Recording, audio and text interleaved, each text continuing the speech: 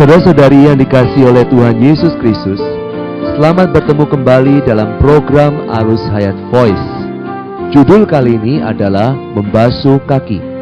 Pembacaan Alkitab kali ini diambil dari kitab Injil Yohanes pasal 13 ayat 5 yang berbunyi, "Kemudian ia menuangkan air ke dalam sebuah basi dan mulai membasuh kaki murid-muridnya, lalu menyekanya dengan kain yang terikat pada pinggangnya itu." Saudara-saudari, mari kita lihat latar belakang ayat ini terlebih dahulu.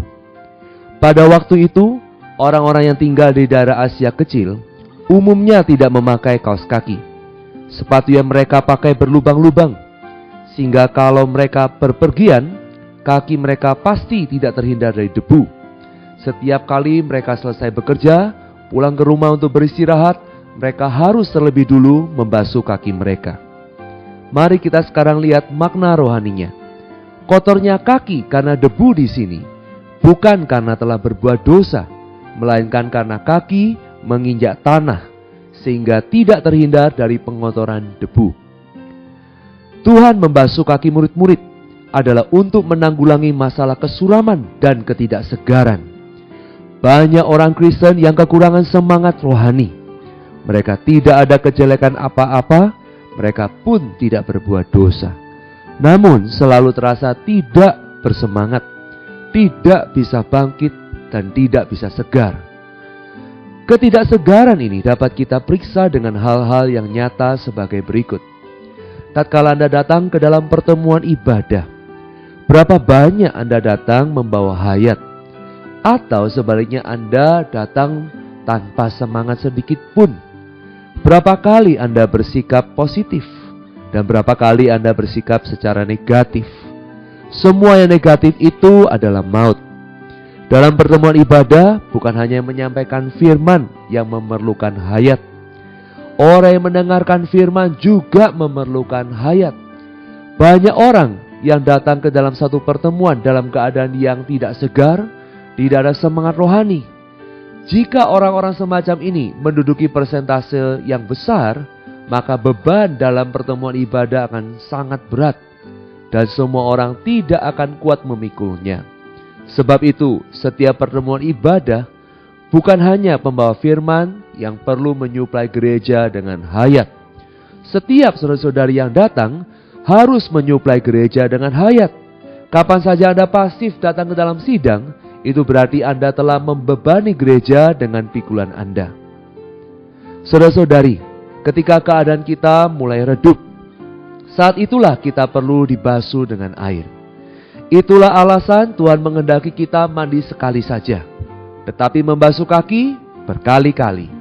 Dengan sekali mandi, kita beroleh hayat.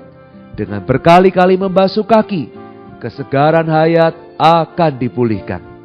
Orang yang sudah mandi sudah mendapat hayat. Haleluya. Kita yang sudah percaya Tuhan, kita sudah mandi. Yang belum mandi bukanlah orang Kristen.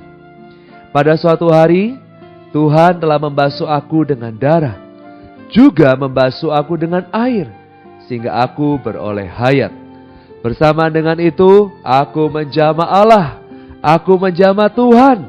Saat itu, aku benar-benar merasakan bahwa dunia rohani begitu real dan nyata.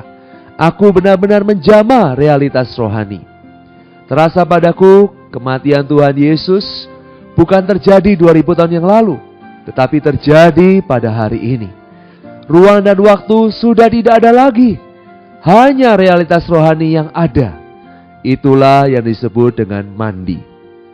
Namun, ada berapa banyak orang Kristen yang telah mempunyai kesegaran itu terus-menerus setelah mandi? Ada yang berkata, "Alangkah baiknya kalau aku tidak kehilangan kasih yang semula." Yang lain berkata, "Alangkah baiknya bila aku bisa tetap tinggal seperti hari-hari pertama aku baru beroleh selamat." Semua itu menunjukkan bahwa Anda tidak lagi sesegar pada saat Anda baru mandi. Itu menandakan bahwa Anda perlu pembasuhan kaki. Membasuh kaki akan membawa Anda kembali kepada keadaan seperti baru selesai mandi. Membasuh kaki dapat membuat Anda memiliki kesegaran hayat. Membasuh kaki dapat membuat Anda memiliki kekuatan baru. Membasuh kaki dapat memberi Anda kebangunan rohani. Inilah yang diberikan pembasuhan kaki kepada Anda. Karena itu, saudara-saudari, kita harus belajar saling membasuh kaki. Kita patut menuntut ini di hadapan Allah. Allah bisa memakai kita sebagai orang yang membasuh kaki orang lain. Dengan jalan kita menyuplai hayat kepada orang lain. Untuk menjadi orang yang selalu menyuplai, maka syarat yang mendasar adalah kita harus sering menerima penanggulangan salib.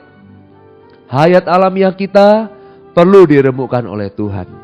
Tanpa ada garapan salib di dalam kita hanya mampu menyuplai pengetahuan, hanya mampu menyuplai dengan peta lidah, tidak dapat menyuplai dengan roh, tidak mampu menyuplai orang lain dengan hayat Kristus. Memang harus dengan air membasuh, tetapi air itu bukanlah air yang ditimba oleh manusia, melainkan air yang mengalir dari sumber hayat. Kalau Anda hidup di dalam hayat, dengan sendirinya ada suplai hayat, sehingga Anda dengan hayat membasuh kaki orang lain, membuat orang lain bersentuhan dengan Tuhan, membuat orang lain merasa kembali segar dan lega secara rohani, membuat orang lain merasakan Tuhan dan lebih akrab dengan Tuhan. Kita perlu menuntut sampai ke taraf yang demikian. Semoga Tuhan merahmati kita. Mari kita berdoa. Tuhan Yesus, terima kasih untuk firman-Mu Tuhan. Memberikan terang kepadaku bahwa kakiku penuh dengan debu dan kekotoran. Tuhan Yesus, aku penuh dengan kesuraman dan ketidaksegaran.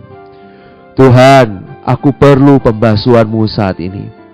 Basuh aku dengan air hayat-Mu, agar aku disegarkan, biar semangat rohaniku kembali pulih, sehingga aku dapat membasuh orang lain juga, dan gereja penuh dengan hayat Tuhan. Semua mulia hanya bagi-Mu Tuhan. Dalam nama Tuhan Yesus kami berdoa. Amin. Demikianlah firman Tuhan. Sampai bertemu di kesempatan berikutnya. Tuhan memberkati. Kasih karunia-Nya menyertai roh kita semua.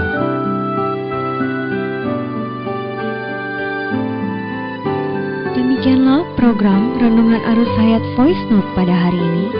Dan jika Anda tertarik untuk memiliki voice note tersebut beserta seri-seri sebelumnya, Anda dapat mendownload di website kami di www.pemulihan.or.id atau dapat menghubungi kami via BlackBerry dengan nomor PIN 282554-7F yang berpusat di Jakarta dan di nomor PIN 27EB5F7D yang berpusat di Surabaya. Tuhan Yesus memberkati kita semua.